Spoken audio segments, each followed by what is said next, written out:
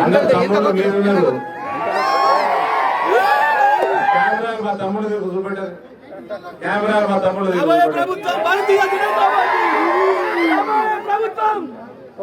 జరాదు రేపా తమ్ముడు చేతిలో మైక్ ఉన్నదా? AK-47 ఉన్నదా? మైక్ కేసీఆర్ కి ప్రశాంత్ రెడ్డికి AK-47 లెక్క కనబడుతుంది. ఇగో మీ గ్రామం కోసం వచ్చిన దాదాపు 20 కోట్ల రూపాయలు ఖాయం చేసి 20 కోట్ల రూపాయల సూటిగా ప్రశాంత్ రెడ్డిని అడుగుతా ఉన్నా, ఇందులో నీ వాటా ఎంత? ప్రశాంత్ రెడ్డిని అడుగుతున్నా, నీ వాటా ఎంత?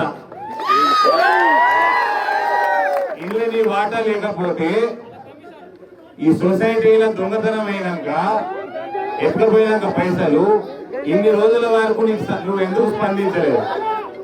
గ్రామస్తుల పైసలు ఎందుకు కాపాడలేదు?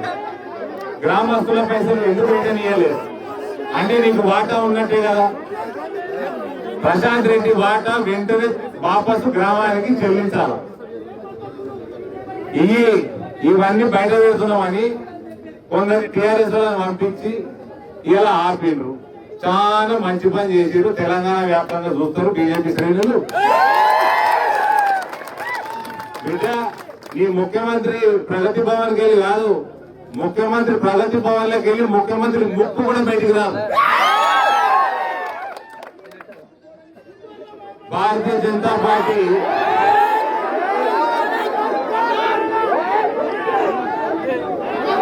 ఇంకా పోలీస్ ఆఫీసర్లకు చెప్తా ఉన్నా, పోలీసు యంత్రాంగం తమ్ముళ్ళు మీరందరూ వినాలి. ముఖ్యమంత్రి జిల్లా పర్యటనలో పోతేనేమో ముందస్తు అరెస్టులు, వేల సంఖ్యలో ముందస్తు అరెస్టులు. ఆయన కొడుకు పనికిమాల కొడుకు బయటకు వెళ్తేనేమో వేల సంఖ్యలో ముందస్తు అరెస్టులు. ఇవాళ కమిషనర్ నిజామాబాద్ కమిషనర్ కార్తికేయన్ అడుగుతున్నా, ఇక్కడ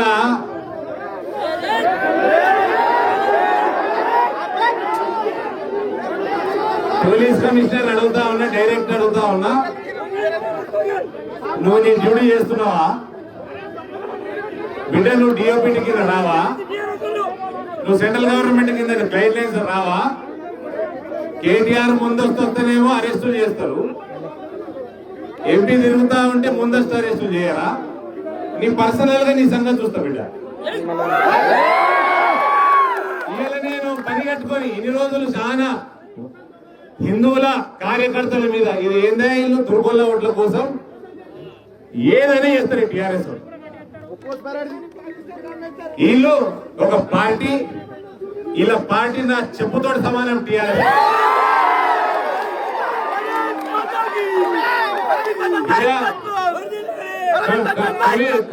కమిషనరు కార్తికేయను పర్సనల్ కలుసుకుంటే ఎలాంటికి వెళ్ళింది విన్నరా? డిఎస్పీ గారు చెప్పండి. ప్రశాంత్ రెడ్డిని కేవలం 20 కోట్ల రూపాయలల్లో నీ వాటా ఎంత అని అడగడానికి నేను ఇలా తాళ్లరాంపూర్ వచ్చిన. ఇవాళ ఓ 15 మంది గులాబీ రైతులు నన్ను ఆపనిగా చూసిండ్రు. ఇవాళ నేను బీజేపీ శ్రేణులని, బీజేపీ పార్టీ రాష్ట్ర శాఖని, నిజామాబాద్ నియోజకవర్గంలో బీజేపీ శ్రేణులని కోరుతా ఉన్నా, ఎక్కడ కూడా ఎమ్మెల్యేలు శాంతియుతంగా తిరగడానికి వీల్లేదు.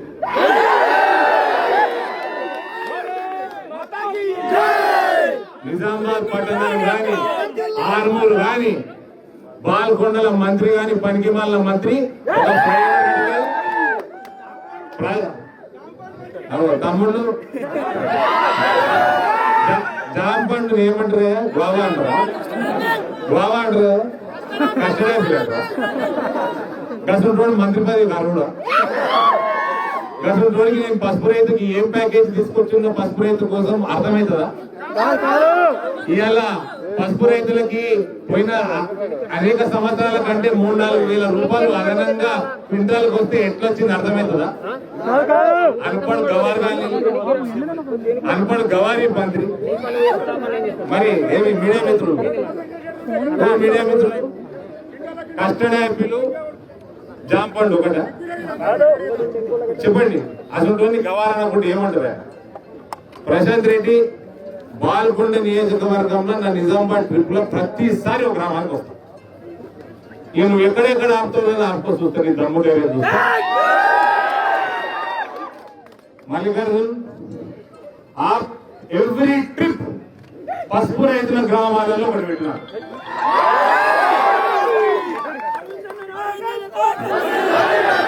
అరే నరేంద్ర మోడీ నాయకత్వం కోసం ప్రాణాలకు ఇష్టమయ్యా.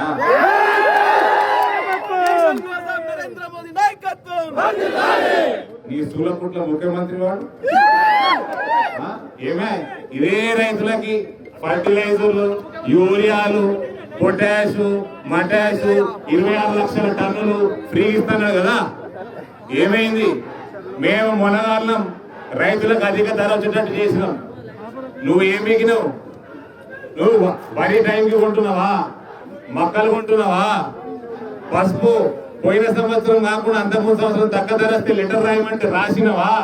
ఇవాళ అయ్యో పేపర్లన్నీ జిరాక్స్ తీసుకుంటే టైం దొరికింది కానీ ప్రశాంత్ రెడ్డికి ముఖ్యమంత్రితో ఒక లెటర్ రాయడానికి శాతం కాలేదా? ఇదే ప్రశాంత్ రెడ్డి మొగతనం. ప్రశాంత్ రెడ్డి నేను వేల్పూర్ మొగుడికే పుట్టినా, నువ్వు వేల్పూర్ మొగుడికే పుట్టినా. నాడు ఏడికి వస్తావురా డిబేట్ కి? ఎక్కడికి వస్తావురా? తెలుగులో మాట్లాడమంటే తెలుగులో మాట్లాడతాను. తమకు అంగ్రేజీ రాదేమో, హిందీ అసలుకే రాదు. కేసీఆర్ కాలు మొక్కడు తప్ప నీకు వచ్చిందే లేదు, సబ్జెక్టే లేదు. పొద్దున లేస్తే కేసీఆర్ కాలు పాదాలు తప్ప నీకేం కనబడవు.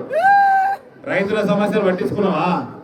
మేము పైసలు ఇస్తామని మా వ్యవసాయ శాఖ మంత్రి లోక్సభలో చెప్పిండు రైతులకి, పసుపు రైతులకి లెటర్ పంపేయండి. పంపించినవా? ఏం తిప్పలు పడ్డా, ఏం 4 రూపాయలు ఎక్కువ వచ్చినా రైతులకి ఇలా భారతీయ జనతా పార్టీ ఏమంటే వచ్చింది. ఈడ పసుపు రైతులు చాలా మంది ఉన్నారు. అంటే టిఆర్ఎస్ పార్టీకి సంబంధం లేని వాళ్ళు. ఇవాళ అన్న స్పైస్ బోర్డు నుంచి స్పైస్ బోర్డు వచ్చింది, దానికి 30 కోట్ల బడ్జెట్ తెప్పించినాము. అదనంగా టైస్ స్కీమ్ తెచ్చినాము, trade infrastructure for export scheme. ఇవాళ మీ పసుపు దేశాలు కోవిడ్లలో పసుపు వాడుతున్నాయి, అన్ని దేశాలలో వాడుతున్నాయి. అది డిమాండ్ పెరిగింది. ఇవాళ ఎక్స్పోర్ట్ చేయనీకే ప్రాసెసింగ్ యూనిట్లు, పౌడరింగ్ యూనిట్లు, ప్యాకేజింగ్ యూనిట్లు పెట్టుకోండి. 60 నుంచి 80% సబ్సిడీ కేంద్ర ప్రభుత్వం భరిస్తుందని లెటర్ కూడా రాసింది స్పైస్ బోర్డు చీఫ్ సెక్రటరీకి, తెలంగాణ చీఫ్ సెక్రటరీకి. ఇవాళ వేల్పూర్ లా స్పైస్ పార్క్ లా నేను చెప్తున్నాను, మొగోడు అయితే ప్రశాంత్ రెడ్డి ఆడ ప్రాసెసింగ్ యూనిట్ పెట్టు. నీ కేసీఆర్ ఇచ్చిన దానికంటే రూపాయి ఎక్కిపిస్తే నేను మోడీ గారి దగ్గరికి వెళ్ళి, కానీ నీకు దమ్ము ధైర్యం ఉంటే పెట్టవా. ఏదో 10 మంది శంసాల నుంచి నన్ను ఆపే సత్తా ఉన్నదా మీ టిఆర్ఎస్ పార్టీ? మీ టిఆర్ఎస్ పార్టీ నన్ను ఆపే సత్తా ఉన్నదా?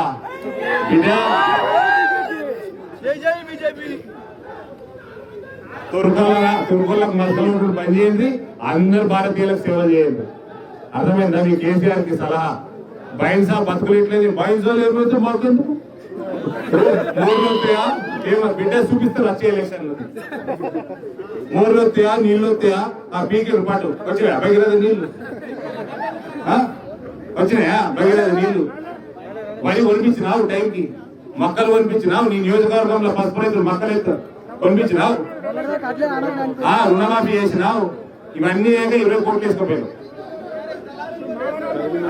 ఎన్ని డబల్ బెడ్రూమ్ ఇల్లు కట్టినావు? ఎందరు ఎస్సీలకి 3 ఎకరాల పొలం ఇచ్చినావు? ఇలా పాల్గొండల కోవిడ్ లో మరణాలు కాలేదా? పేషెంట్లు లక్షల రూపాయలు పెట్టుకోలేదా? ఆయుష్మాన్ భారత్ ఏడుంది? ఆరోగ్యశ్రీ పథకం ఏడుంది? బానిస బతుకు చూని బతుకు చేయడా? నువ్వు మంత్రిని, మళ్ళీ నీకు పోలీసు వాళ్ళు చుట్టుపక్కల, మళ్ళీ నీకు కార్లు. బిడ్డ చెప్తున్నా కదా, నువ్వు వేల్పూర్ మొగడివి, నేను వేల్పూర్ మొగడివి. నువ్వు మొగడు అయితే రా మాట్లాడదాం, ఏడ మాట్లాడదాము, ఏ మీడియా ముందు మాట్లాడదాము. పసుపు భవిష్యత్తు గురించిదా? ఫస్ట్ అన్నిటికంటే ఎక్కువ నీకు వచ్చింది 20 కోట్ల రూపాయలు. దాంట్లో రాంపూర్ గ్రామస్తులు 20 కోట్ల రూపాయల నీ వాటా ఎంత ఎంత చెప్పు. వేల్పూర్ ఊరు కోసం తప్పు ఒప్పుకో, ఎంత మింగిన ఒప్పుకో, నా బ్యాంకులకి వెళ్ళి చెల్లిస్తాను, నువ్వు ఒప్పుకో.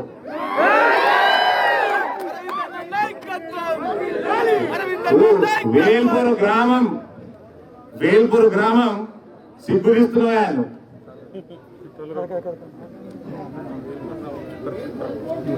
సొంతూరు సిగ్గు తీస్తున్నావు. ఎన్ని పైసలు వేసుకోపోయినావు చెప్పు. నువ్వు ఒప్పుకోసారి నేను ఇంత గ్రామానికి నీ వాటా అంత నేను ఇస్తా. వీళ్ళు 2014 నుంచి అన్న గంజాయి దందా, ఇసుక దందా, ఈ 3 దందాలు తప్ప ఇలా ఏమి వస్తలేదు. ఇలా ఏం ప్రజల కోసం చేసింది లేదు. అది ప్రశాంత్ రెడ్డి బాపతి అని బతుకు. గ్రామస్తులందరూ చెప్తా ఉన్నాము, మీ సొసైటీ పైసలు వాపస్సు గ్రామానికి చెందే వరకు ప్రతి భారతీయ జనతా పార్టీ కార్యకర్త మీకోసం పోరాడతాడు. అది వచ్చి తీరుతాయి. అది వచ్చే వరకు నిద్ర పోయేది లేదు, విశ్రమించేది లేదు. భారత్ మాతాకి